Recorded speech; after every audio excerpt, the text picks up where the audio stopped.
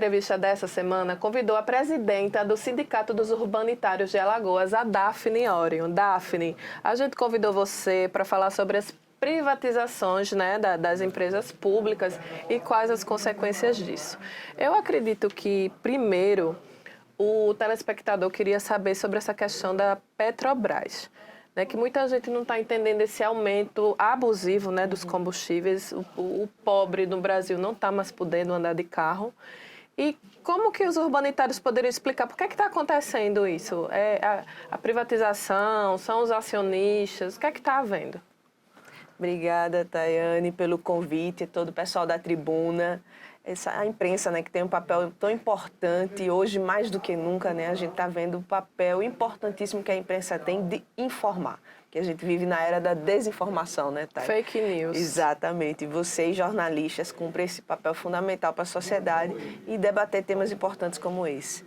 Então, falar de privatizações, como a Tayane bem colocou, hoje a bola da vez, a gente está vendo aí o aumento excessivo dos combustíveis, que implica em aumento nos custos da alimentação, porque na hora que você aumenta o combustível, é um efeito em cadeia, né? Um efeito dominó que a gente chama. Então, você vai ter alta de preço dos alimentos por conta do transporte, alta do preço do transporte público também, enfim, uma série de setores que vão ficar aí comprometidos. E a pergunta que não se cala é, por que hoje a gente tem um combustível tão alto se nós temos a Petrobras, né, uma empresa brasileira, inclusive que já foi uma das empresas mais referenciadas no mundo todo, na época que se fazia investimentos na Petrobras para ela atender ao Brasil, mas infelizmente desde 2016, quando o governo Temer assume, começa a fatiar a Petrobras, né? Começa a fazer o chamado processo de privatização fatiado, que é vendendo ativos da Petrobras, a chegar ao ponto que a gente tem hoje, de que uma empresa brasileira, mas a gente compra combustível a preço de dólar. Pois é. E o brasileiro pergunta, por quê? Não consegue entender. Um dos principais motivos é que a gente parou os investimentos em refinaria, então a gente importa o combustível porque a gente não tem as próprias refinarias. Tinha um projeto em andamento de construção de refinaria própria que foi paralisado quando o governo Temer assume e não deu continuidade. Então, a gente tem que importar. Mas é só isso? Não. O principal componente dessa alta dos combustíveis se chama incompetência do governo federal. Porque a lei, apesar da gente ter que importar por não ter refinaria própria, mas a gente tem o biocombustível, a gente tem o etanol. Então, nós teríamos saídas, né, por meio da Petrobras para fazer esse controle do preço. Mas nós não temos, infelizmente, uma política voltada nesse sentido. A gente tem o contrário disso, né? E, como sempre, né, o trabalhador, o pobre, que acaba pagando mais alto. Exatamente. A conta vai para o bolso do trabalhador, porque hoje a gente estava, inclusive, vendo uma matéria sobre isso. Quem é que está pagando essa conta? Quem está sentindo mais a alta do combustível?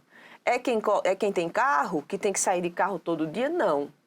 Né? Porque minimamente, quando a pessoa tem carro, você se programa, né? Você sabe que vai ter a alta, vai pesar no bolso, mas você pode deixar o carro, você pega carona, a família tem 3 carros, passa só aí 2, usar um para economizar, mas quem sente mesmo é o trabalhador mais carente, porque o impacto não vem porque ele tem o carro, vem na hora dele pagar a feira, quando ele vai comprar o feijão, o arroz, na alta do preço do alimento, vem na hora dele pegar o transporte público.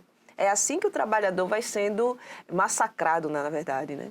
E, Daphne, não é só o combustível, né, que impacta no bolso do brasileiro. A gente está vendo essas privatizações de energia elétrica, da água que chega na nossa casa, itens essenciais, né, para se viver, até os Correios, que, de acordo com o sindicato, não dá prejuízo, como o governo tenta passar para a população. Quais as consequências de todas essas privatizações? Você tocou num ponto essencial, Tayane, que é: por que se as empresas dão tanto prejuízo, que é o que esses governos que têm esses projetos de privatizações sempre alegam, a empresa está dando muito prejuízo?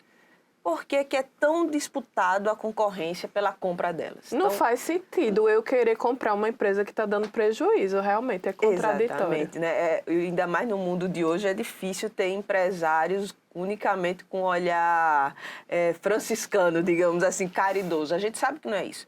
Inclusive, esses empresários que compram essas empresas públicas são grandes conglomerados, né? São grandes consórcios de empresas internacionais, né, o capital estrangeiro, o dinheiro não fica nem no Brasil, né?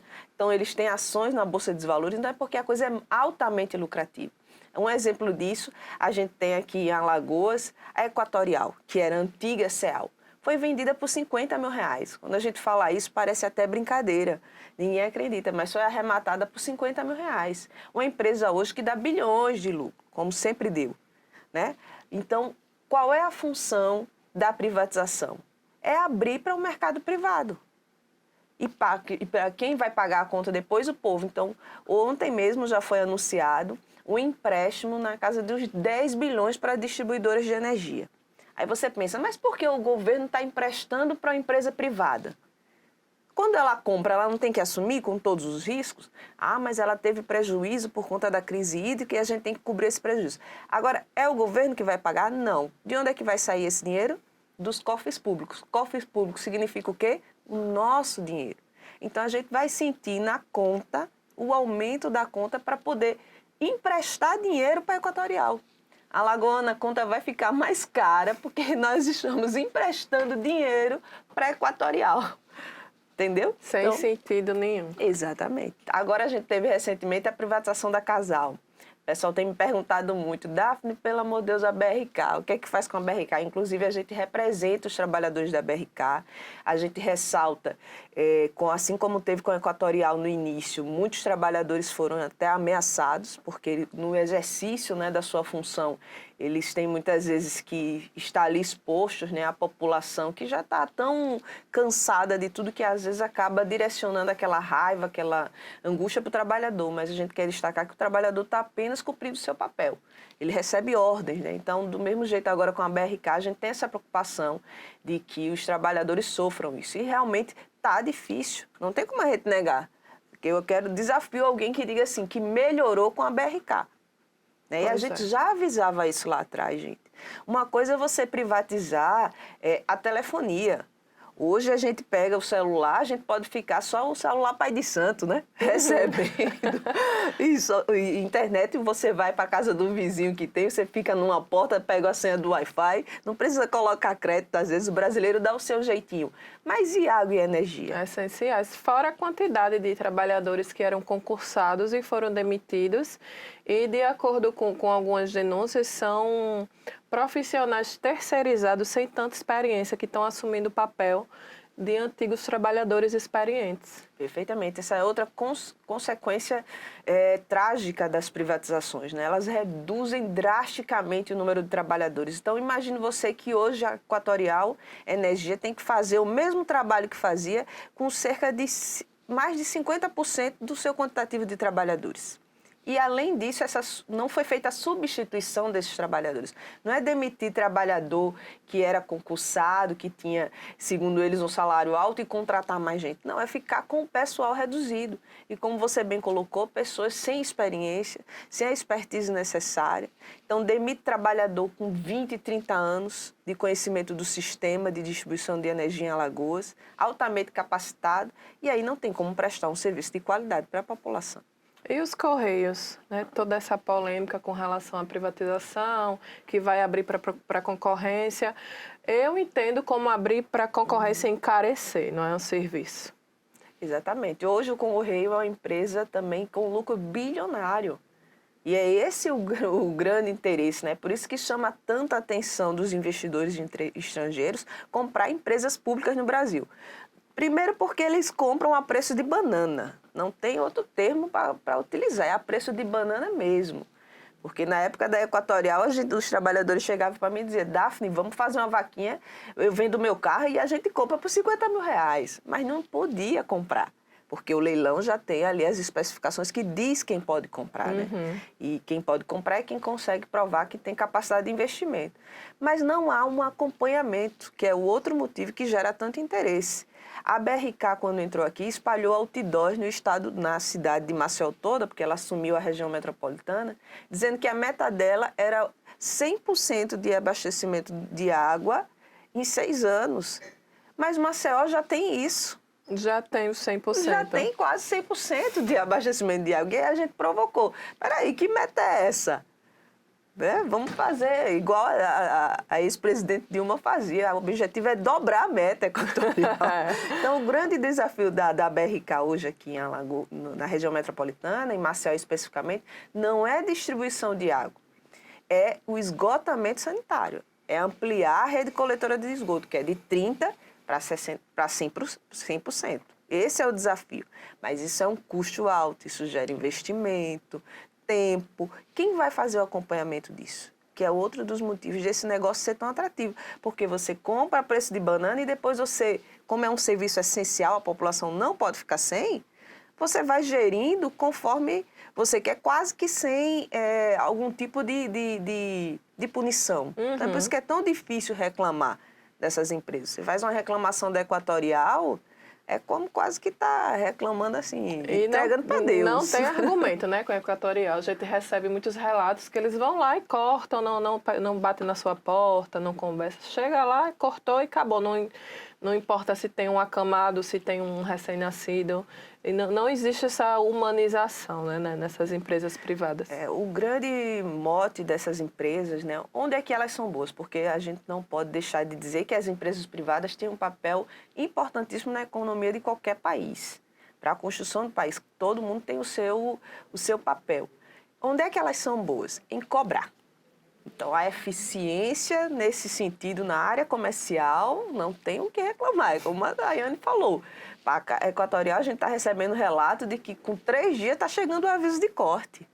Às vezes nem o aviso, já é o funcionário lá cortando. Então, eles são especialistas em cobrança. Agora, o serviço essencial, ele demanda muito mais que cobrança, ele tem uma função social.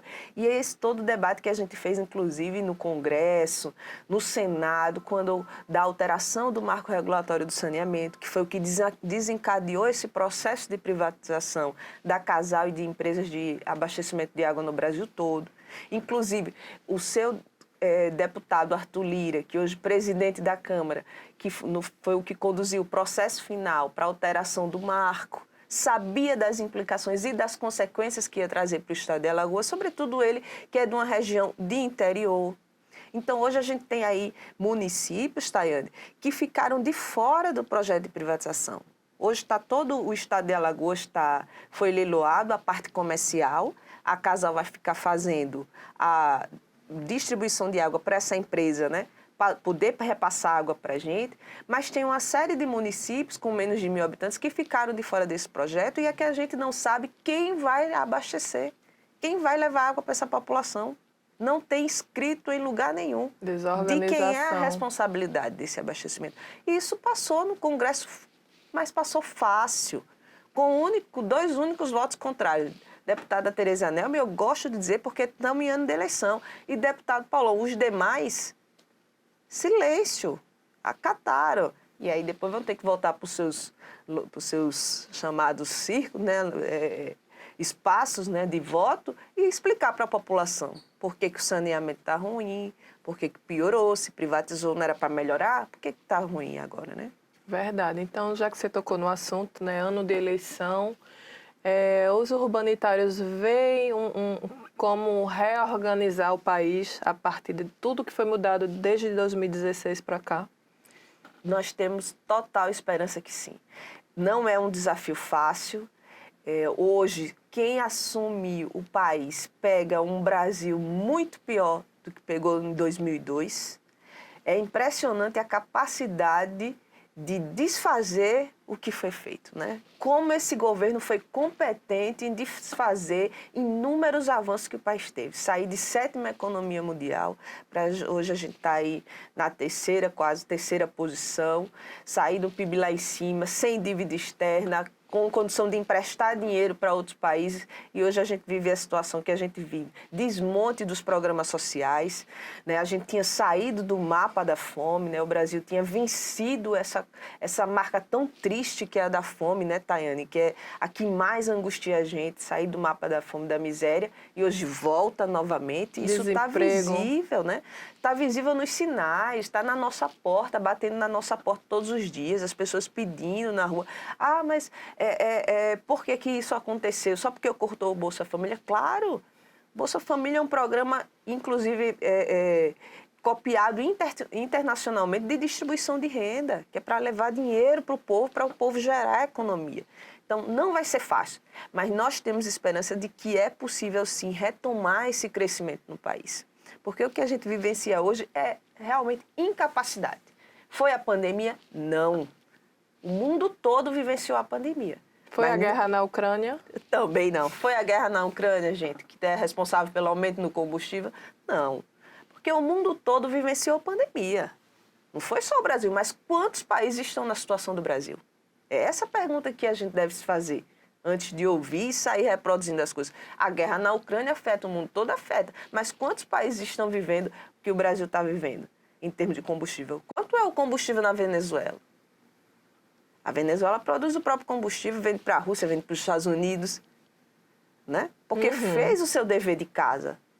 Mas o Brasil, infelizmente, amarga aí essa escolha, uma das piores escolhas políticas que, ao meu ver, o brasileiro já fez, que foi colocar um governo totalmente irresponsável, né, sem nenhuma capacidade de gerir um país como o nosso, com tanta riqueza, com tanta capacidade de desenvolvimento. Mas a gente esse ano pode mudar sim, eu acredito nisso. Tem algo que a gente não conversou que você gostaria de falar para finalizar a nossa entrevista? Eu gostaria só de dizer que, enquanto sindicato dos urbanitários, esse sindicato que é cidadão, que cumpre esse papel não só de representar os trabalhadores e trabalhadoras, mas de defender mesmo o interesse da sociedade, a gente vai procurar agora os pré-candidatos, assim, que assumirem, né, a governo do Estado, porque nós precisamos ter uma conversa importantíssima com eles, que é esse compromisso com a questão da distribuição de água e saneamento do Estado de Alagoas. O que é que eles estão pensando? Hoje a gente está com uma casal aí menor, uma casal reduzida, uma casal que está apostando aí nesse processo de remodulação que ela passou, mas que é de muita incerteza. E a nossa maior preocupação é como essa população vai ter aí esse acesso à água, esse direito que é um direito fundamental de acesso à água garantido. E nós vamos cobrar isso dos pré-candidatos ao governo do Estado, dos deputados federais e estaduais. Joia! Nós conversamos com a Daphne Orion, que é presidente do Sindicato dos Urbanitários de Alagoas, e esse foi o TH Entrevista dessa semana.